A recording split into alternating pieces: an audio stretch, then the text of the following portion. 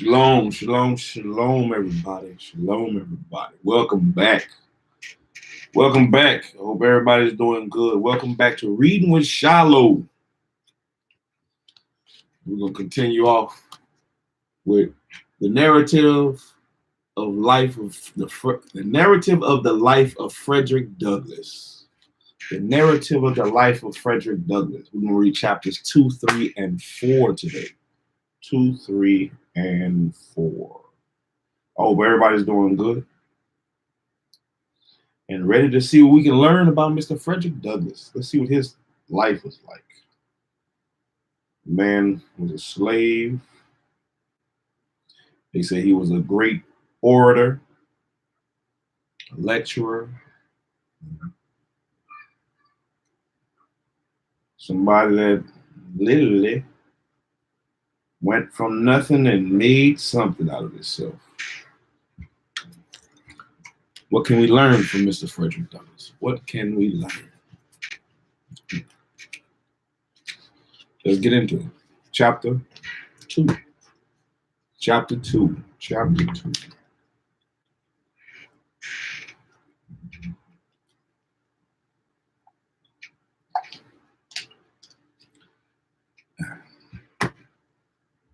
My master's family consisted of 2 sons, Andrew and Richard, one daughter, Lucretia, and her husband, Captain Thomas Auld.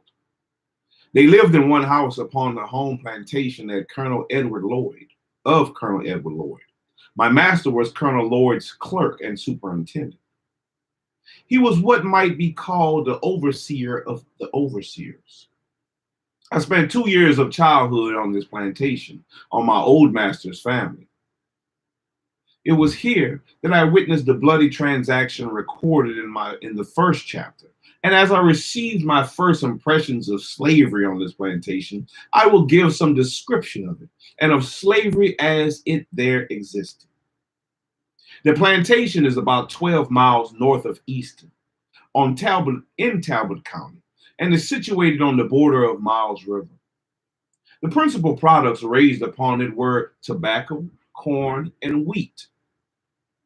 These were raised in great abundance, so that with the products of this and other farms belonging to him, he was able to keep in almost constant employment a large sloop in carrying them to the market at Baltimore. This sloop was named Sally Lloyd in honor of one of the colonel's daughters.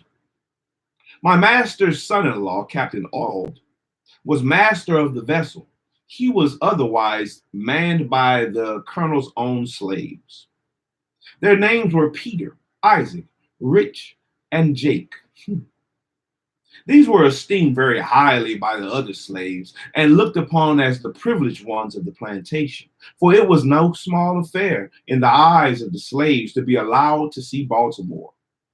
Colonel Lloyd kept from 300 to 400 slaves in his house plantation, and owned a large number more on the neighboring farms belonging to him. The names of the farms nearest to the home plantation were Y-Town and New Design. Y-Town was under the ownership of a man named Noah Willis. New Design was under the ownership of a Mr. Townsend. The overseers of these and all the rest of the farms numbered over 20, received advice and direction from the managers of the home plantation. This was the great business place. It was the seat of government for the whole 20 farms. All disputes among the overseers were settled here. If a slave was convicted of any high misdemeanor, became unmanageable, or evinced a determination to run away, he was brought immediately here, severely whipped, put on board the sloop, carried to Baltimore, and sold to Austin wool folk or some other slave trader as a warning to the slaves remaining. Here too, the slaves of all the other farms received their monthly allowance of food and their yearly clothing. The men and women slaves received, as their monthly allowance of food, 8 pounds of pork, or its equivalent in fish, or 1 bushel of cornmeal. Their yearly clothing, consisted of two coarse linen shirts, one pair of linen trousers, like the shirt, one jacket, one pair of trousers for winter, made of coarse Negro cloth, one pair of stockings, and one pair of shoes, the whole of which could not have cost more than $7. The allowance of the slave children was given to their mothers, or the old women having the care of them. The children unable to work in the field had neither shoes, stockings, jackets, nor trousers given to them. Their clothing consisted of two coarse linen shirts per year. When these failed them, they went naked until the next allowance day. Damn. Hmm. Damn.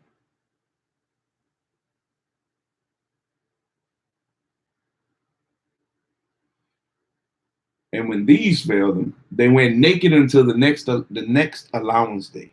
Children from 7 to 10 years old of both sexes, almost naked, might be seen at all seasons of the year.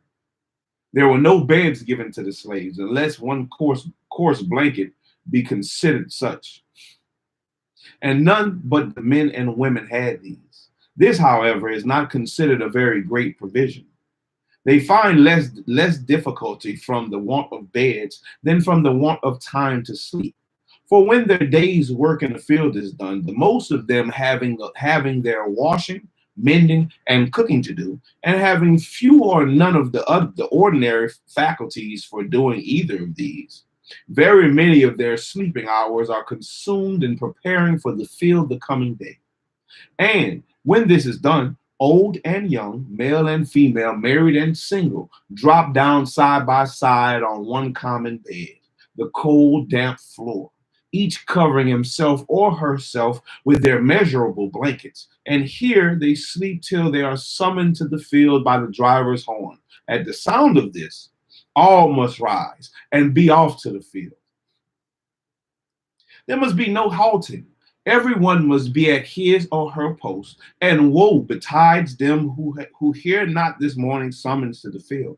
For if they are not awakened by the sense of hearing, they are by the sense of feeling. No age, no sex finds any favor. Mr. Severe, the overseer, used to stand by the door of the quarter, armed with a large hickory stick and heavy cowskin, ready to whip anyone who was so unfortunate as not to hear, or from any other cause, was prevented from being ready to start for the field at the sound of the horn. Hmm. Mr. Severe was rightly named.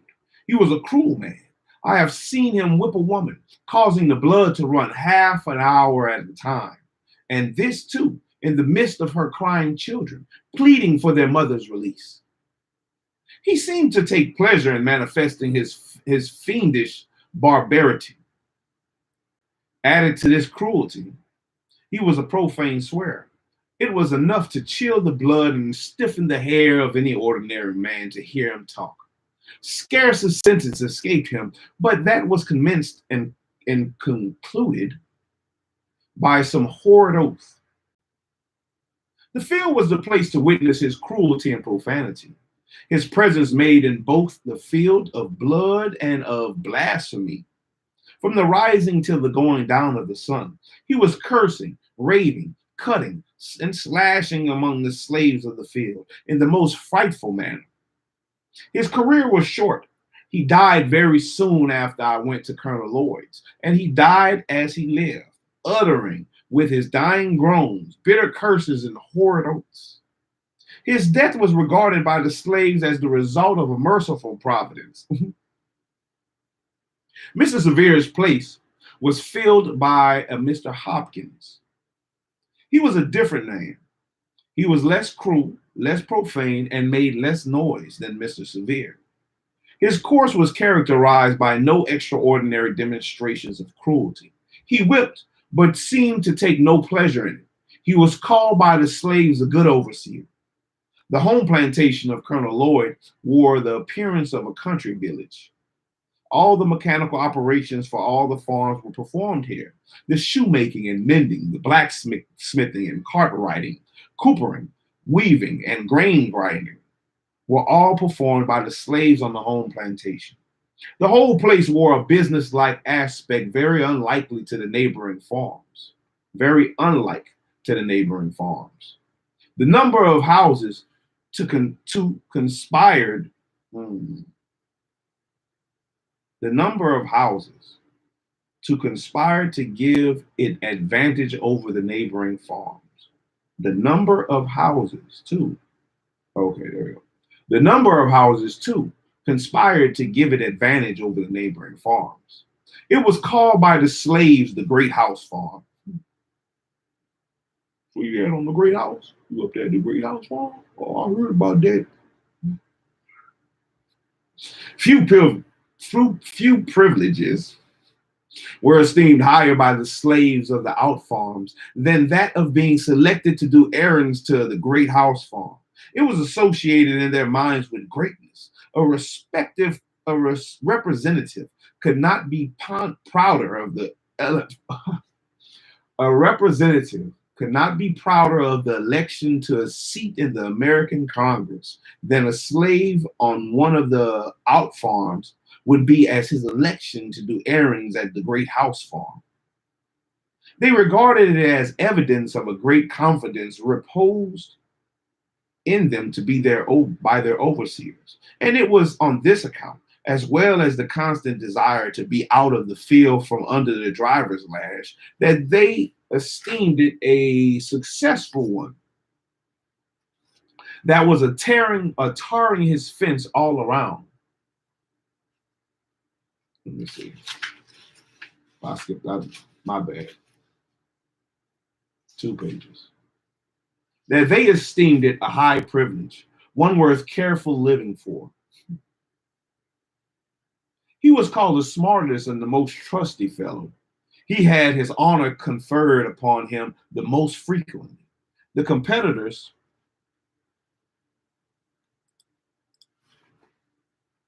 of this office sought as diligently to please their overseers, as the office seekers in the political parties seek to please and deceive the people.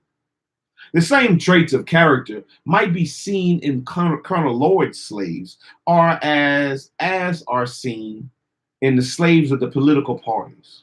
The slaves selected to go to the Great House Farm for the monthly allowance for themselves and for their fellow slaves were peculiarly enthusiastic. While on their way, they would make the dense old woods for miles around reverberate with their wild songs, revealing at once the highest joy and the deepest sadness. They would compose and sing as they went along, consulting neither time nor tune. The thought that came up came out, if not in the word, in the song, and as frequently in the one as in the other. They would sometimes sing the most pathetic sentiment in the most rapturous tune, and the most rapturous sentiment in the most pathetic tune. Into all of their songs, they would manage to weave something of the Great House Farm. Especially would they do this when leaving home. They would then sing most exultingly the following words. I'm going away to the Great House Farm. Oh, yay, oh, yay.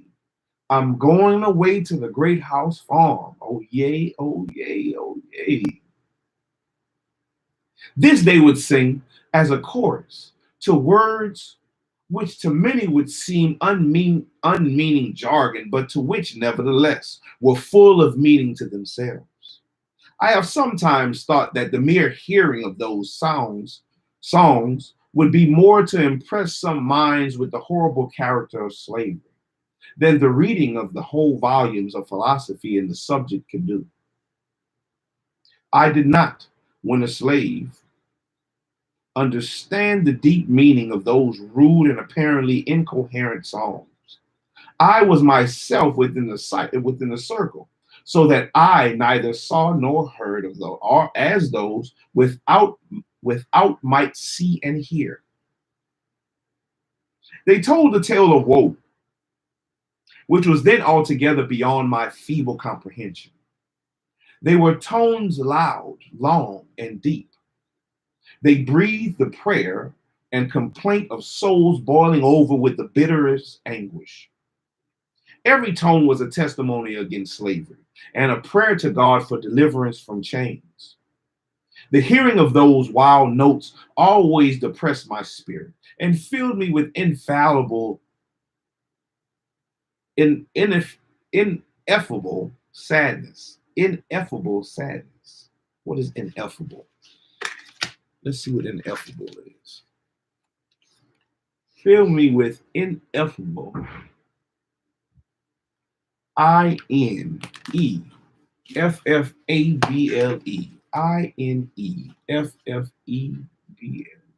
INEFFEBLE. In ineffable.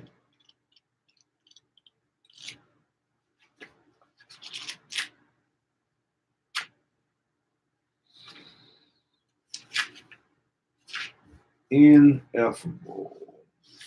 Ineffable. Mm-hmm. Ineffable. INEFFABLE.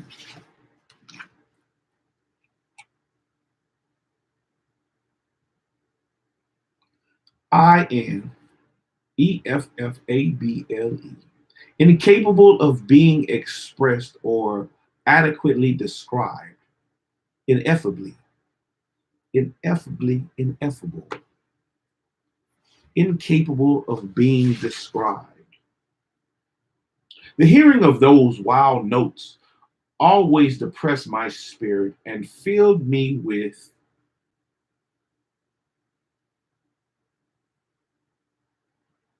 inadequately described sadness. Ineffable sadness. Incapable of being expressed sadness or ineffable. Ineffable.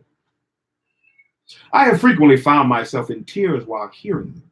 The mere recurrence of those songs, even now, affects me. And while I am writing these lines, an expression of feeling has already found its way down my cheek. To those songs, I trace my first glimmering conception of the dehumanizing character of slavery. I can never get rid of that conception. Those songs still follow me to deepen my hatred of slavery and quicken my sympathies for my brethren in bonds. If anyone wishes to be impressed with the soul killing effects of slavery, let him go to Colonel Lloyd's plantation and on allowance day place himself in the deep pine woods, and there let him in silence analyze the sounds that shall pass through the chambers of his souls. And if he is not thus impressed, it will only be because there is no flesh in his obdurate heart. I have often been utterly astonished since I came to the North to find persons who could speak of the singing among slaves as evidence of their contentment and happiness. It is impossible to conceive of a greater mistake. Slaves sing most when they are most unhappy.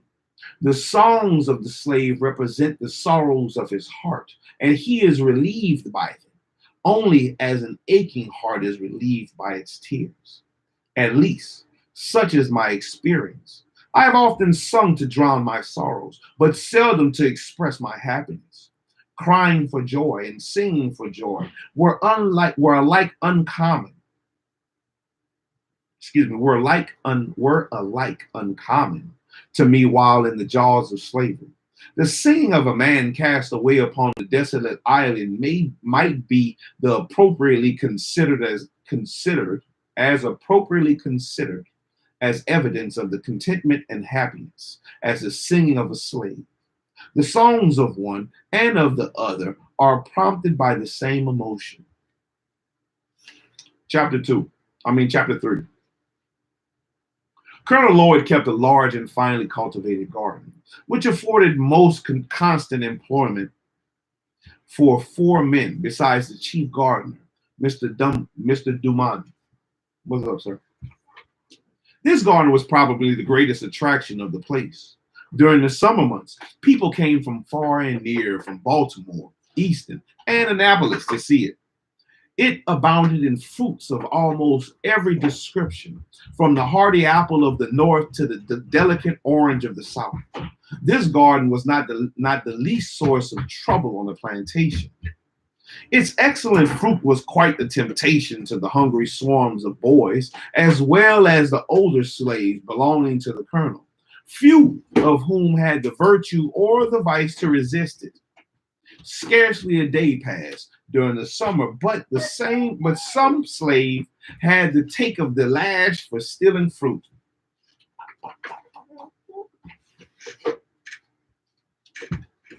The colonel had to resort to all kinds of stratagems to keep his slaves out of the garden. Yeah. The last and most successful one was that of tarring his fence all around. After which, if a slave was caught with any tar upon his person, it was deemed sufficient proof that he had either been to the garden or had tried to get in. In either case, he was severely whipped by the chief gardener. This plan worked well, and the slaves became as fearful as tar as of the lash.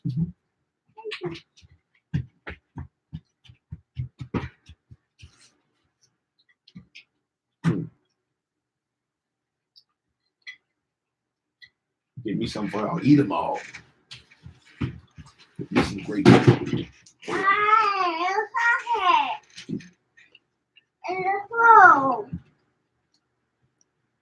They seemed to realize the impossibility of touching tar without being defiled. Don't worry about it. I'll get it later, son. The colonel also kept a splendid riding equipage.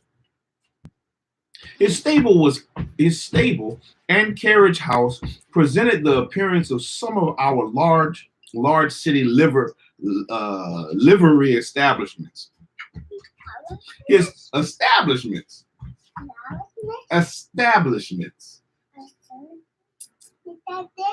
His horses were of the finest form and noblest blood. His carriage house contained 3 splendid coaches, 3 or 4 gigs, besides Dearborns and barouches of the most fashionable style. This establishment was under the care of 2 slaves, old Barney and young Barney, father and son. I'm gonna just call you old Barney. I'm gonna call you young Barney.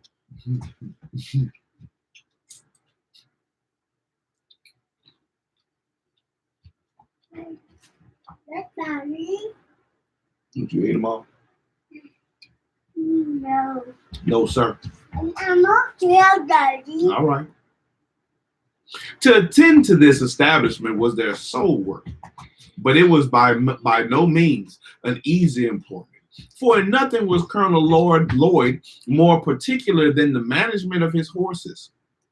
The slightest inattention to these, yes, sir, to these was unpardonable. And the gallop. Yes, sir. The horses do gallop. They ride on the people. Was unpardonable and was visited upon those under whose care they were placed with the severest punishment.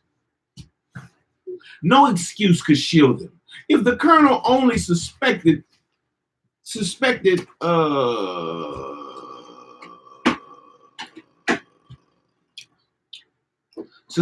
any want of attention to his horses, a suspicion which he frequently indulged, and one which, of course, made the office of old and young Barney a very trying one. They never knew when they were safe from punishment. They were frequently whipped when least deserving, and escaped whipping when most deserving it. Everything depended upon the looks of the horses and the state of Colonel Lloyd's own mind. Go put that up. Put it in there. Thank you. I lost my place, my ball. Yes, sir. Leave it in there. Leave it in there. I'll get it. Thank you, son.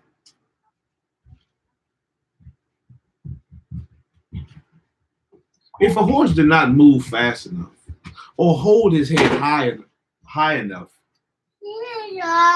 yes, sir, DJ, all the grapes. It was owing to some fault of his keepers. It was painful to stand near the stable door and hear the various complaints about the keepers when a horse was taken out of use. This horse has not had proper attention. He has not been sufficiently rubbed and curried, curried, or he has not been properly fed. His food was too wet or too dry. He got it too soon or too late. He was too hot or too cold. He had too much hay and had not enough of grain, or he had too much grain and not enough of hay. Instead of old Barney's attending to the horse, he had very improperly left it to his son. To all these complaints, no matter how unjust, the slave must answer never a word. Colonel Lloyd could not brook any contradiction from a slave. Okay. Yes, sir, from a slave. A slave? A slave. A slave? Yes, sir, a slave. When he spoke, a slave must stand, listen, and tremble, and such was literally the case. The case. I have seen Colonel Lloyd make old Barney, a man between 50 and 60 years of age, uncover his bald head, kneel down upon the cold, damp ground, and receive upon his naked and toil-worn shoulders more than 30 lashes at a time. Colonel Lloyd, yes, sir, 30 lashes at a time. Colonel Lloyd had 3 sons, Edward, Murray, and Daniel. And the 3 sons-in-laws, Mr. Winder, Mr. Nicholson, and Mr. Lowndes. All of these lived at the great house and enjoyed the luxury of whipping the servants when they pleased, from old Barney down to William Wykes, the coach driver.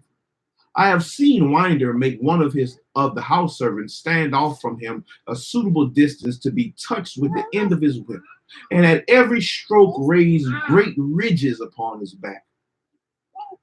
To describe the wealth of Colonel Lloyd, those are letters in the dictionary, son. Words in the dictionary.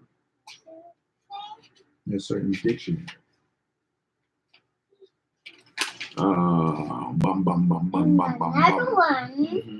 All of these lived in the great house and enjoyed the luxury of whipping the servants when they pleased, from old Barney down to William Wykes, the coach driver. I have seen Winder make one of the house servants stand off from him a suitable distance to be touched with the end of his whip, and at every stroke raise great ridges upon his back. To describe the wealth of Colonel Lloyd would be almost equal to describing the riches of Job. He kept from 10 to 15 house servants. He was said to own 1,000 slaves, and I think this estimate quite within the truth. Colonel Lloyd owned so many that he did not know them when he saw them, nor did all the slaves out of the court know him. It was reported of him that while riding along the road one day, he met a colored man and addressed him in the usual manner of speaking to colored people on the public highways of the South. "Well, boy, whom do you belong to?" "To Colonel Lloyd," replied the slave. "Well, does the colonel treat you well?" "No, sir," was the ready reply. What does he work you too hard?" "Yes, sir." "Well, don't he give you enough to eat?" "Yes, sir, he gives me enough, such as it is." The colonel, after asserting where the slave belonged, rode on, and man almost went on about his business. And the man, not dreaming that he had been conversing with his master, he thought, said, and heard nothing more of the matter until 2 or 3 weeks afterwards. The poor man was then informed by his overseers that, for having found fault with his master, he was now to be sold to a Georgia trade. a Georgia trader.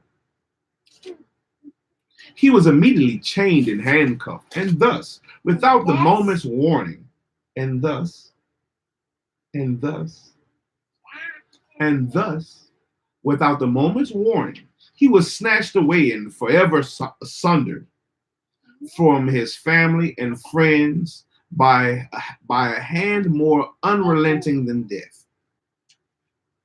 This is the penalty of telling the truth and telling the simple truth in answer to a series of plain questions. It is partly in consequence of such facts that slaves were inquired of as to their condition and the character of their masters, almost universally say they are contented.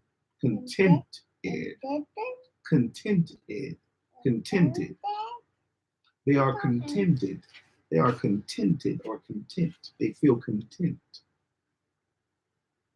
And that their masters are kind. They sally say, excuse me, the slave owners or slaveholders, the slaveholders have been known to sin and spies among their slaves. The maxim that a still tongue makes a wise head. Man, I missed like 3 whole sentences. The slaveholders have been known to send in spies among their slaves to assert their views and feelings in regard to their condition. The frequency of this has had the effect to establish among the slaves the maxim that a still tongue makes a wise head. They suppress the truth rather than take the consequences of telling it, and in so doing prove themselves in a part of the human family. If they have anything to say of their masters, it is generally in their master's favor, especially when speaking to an untried man. I have been frequently asked when a slave, if I had a kind master, and don't remember ever to have given a negative answer, nor did I, in pursuing this course, consider myself as uttering.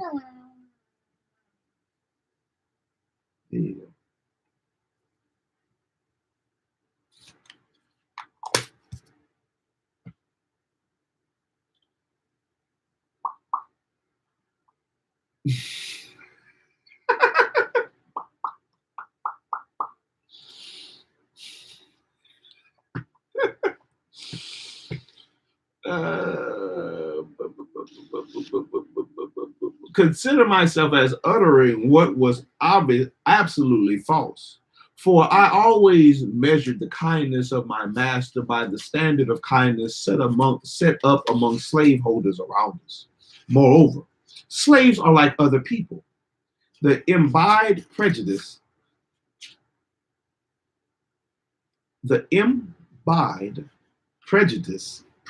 is quite common to others. They think their own better than that of others. Many, under the influence of this prejudice, think their own masters are better than the masters of other slaves. And this too, in some cases, when the very reverse is true.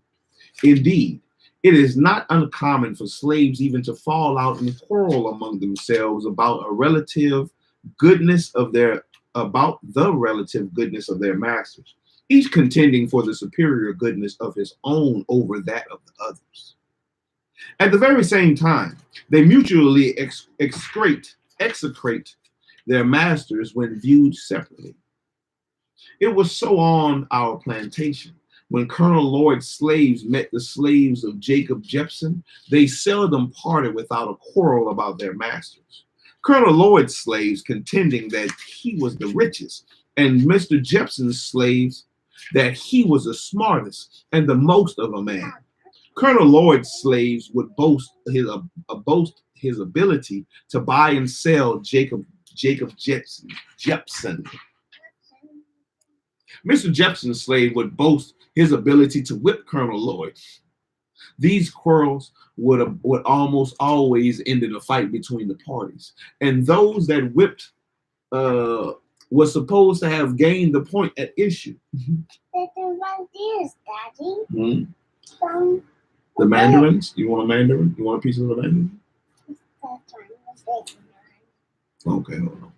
Let me get to chapter 4, and then I'll peel it for you. Uh, these quarrels would almost always end in a fight between the parties, and those that whipped were supposed to have gained the point of issue. They seemed to think that the greatness of their masters was transferable to themselves. It was considered as being bad enough to be a slave, but to be a poor man's slave was deemed a disgrace indeed. A disgrace indeed. Hmm? Daddy. I don't know. My butt hurts sitting up here like this. Hmm.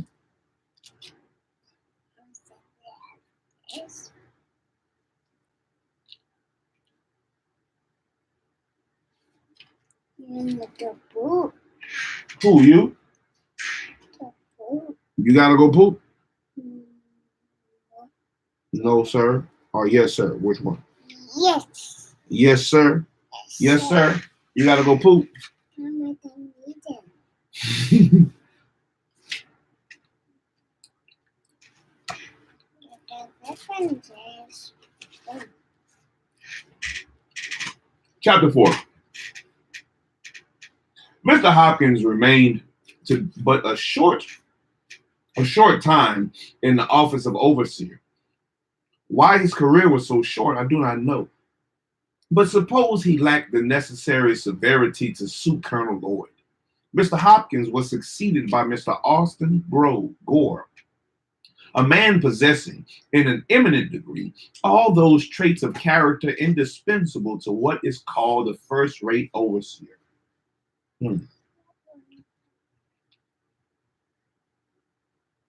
Yeah, you gotta bite it. All the juice is gonna come out. Mhm. Mr. Gore had served Colonel Lloyd in the capacity of overseer upon one of the outer farms, and had shown himself worthy of the high station of overseer upon the home or the great house farm. Mr. Gore was proud, ambitious, and persevering.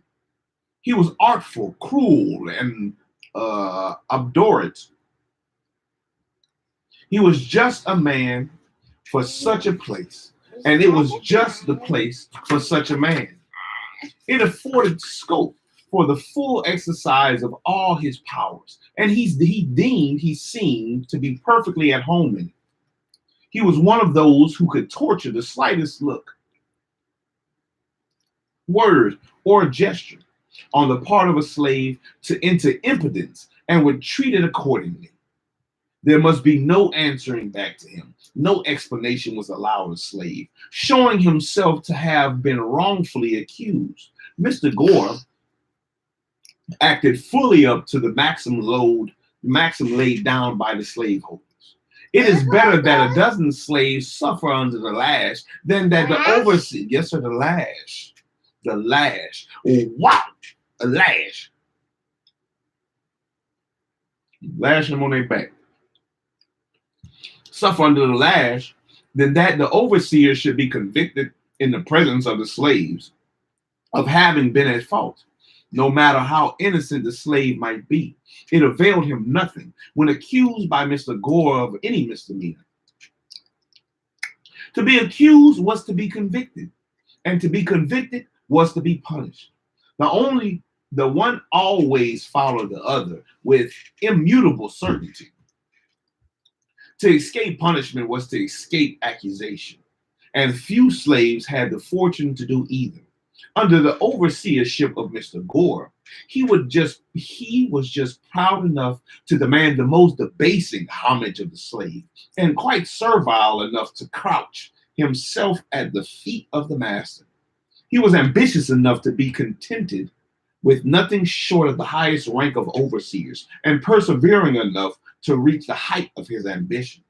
He was cruel enough to inflict the severest punishment, artful enough to descend to the lowest trickery, and aborderate enough to be insensible to the voice of the reproving. No, give another gift. It is good. Let me tell you. It's good.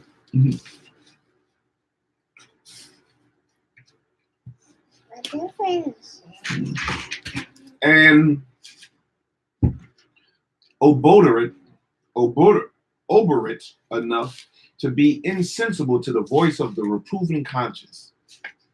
He was, of all the overseers, the most dreaded by the slaves. His presence was painful, his eye flashed confusion, and seldom was his sharp, shrill voice heard without producing horror and trembling in their ranks.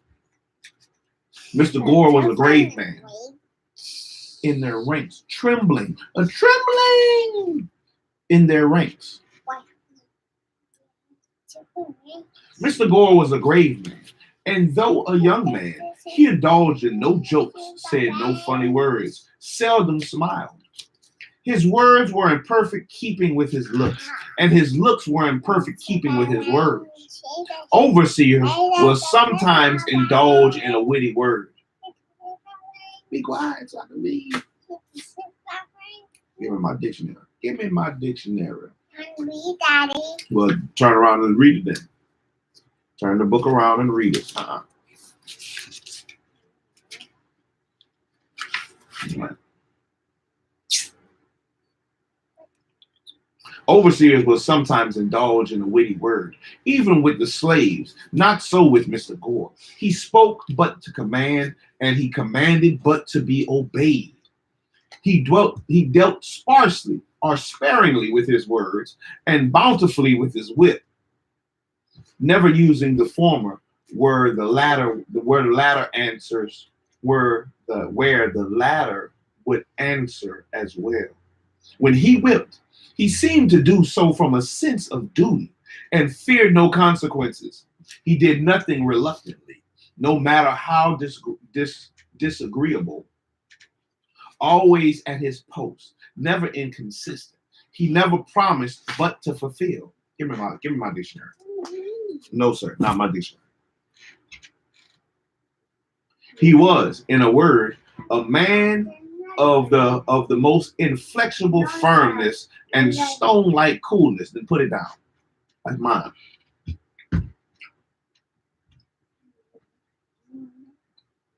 His savage barbarity was equaled only by the consummate coolness with which he committed the grossest and the most savage deeds upon the slaves under his charge. Mr. Gore once undertook to whip one